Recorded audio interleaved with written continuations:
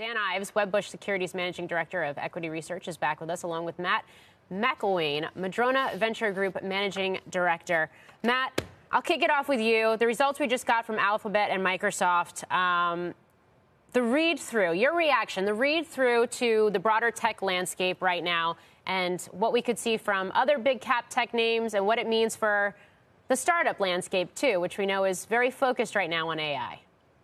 Yeah, well, I think the read-through is that we're just getting started in what I'll call the AI windfall.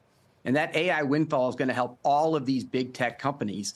Their challenge is they got to put the CapEx out first before they can start to even get their own internal OpEx savings and then see the revenue come on the upside later. You know, Microsoft and Salesforce just announced their pricing for their AI-enhanced offerings.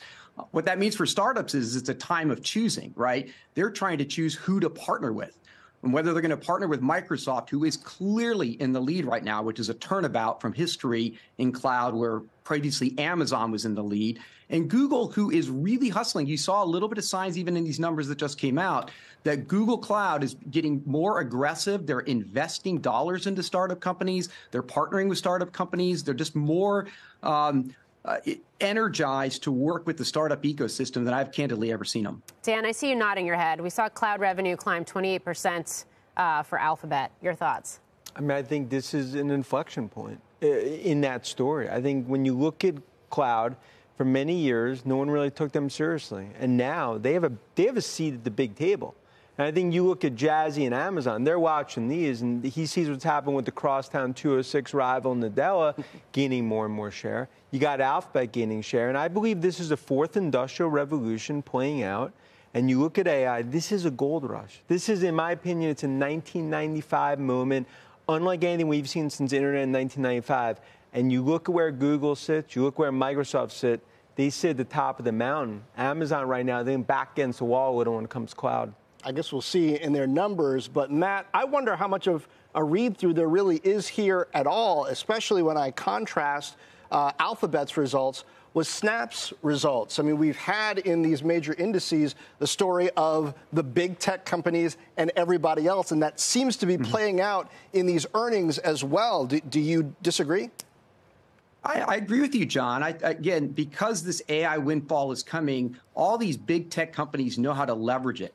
Not only to save costs themselves, and I think that's helping them in terms of, this has been the year of everybody getting fit, but they've been using AI for over a decade, and whether it's Google with search historically or even what they do within their Google, mail applications, Microsoft, Amazon, Meta, you just go right down the list. They have been working with not only building models, but deploying models and deploying them at scale with lots of different companies. So what I think what's going to be interesting is to see is which ones can adapt to this true AI moment. Amazon and AWS in particular, I think is the most challenged they've ever been. It is a hard time for them to figure out how to clearly tell their story. They actually have a lot of great substance underneath it, but they don't have the right story yet. In the meantime, Amazon's innovating.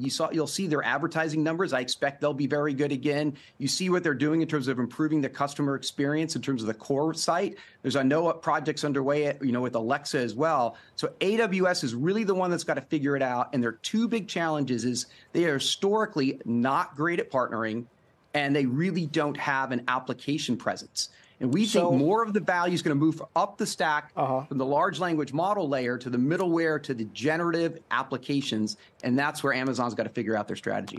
Dan, we get a test on how much of a read-through there is in enterprise software when we get ServiceNow tomorrow as well. They've been growing pretty strongly. But the valuations here are not cheap with the big names. They had already been running more. So how careful do investors have to be about just how well they have to continue to perform and just how sensitive they might be to overall macro headlines because maybe they're not as safe, valuation-wise as they once were? Sure. I think you started to see with Arvin and IBM. I think you'll see with McDermott ServiceNow. I think ultimately it's software. it's going to lead the rally, in my opinion, software and chips. This is a golden age for software in terms of what we've seen with the second, third, fourth derivative. Also add cybersecurity in there as well. And that's why you look at NVIDIA and Microsoft. Now look at the second, third, fourth derivatives. I think you're going to see that the next few weeks in terms of earnings.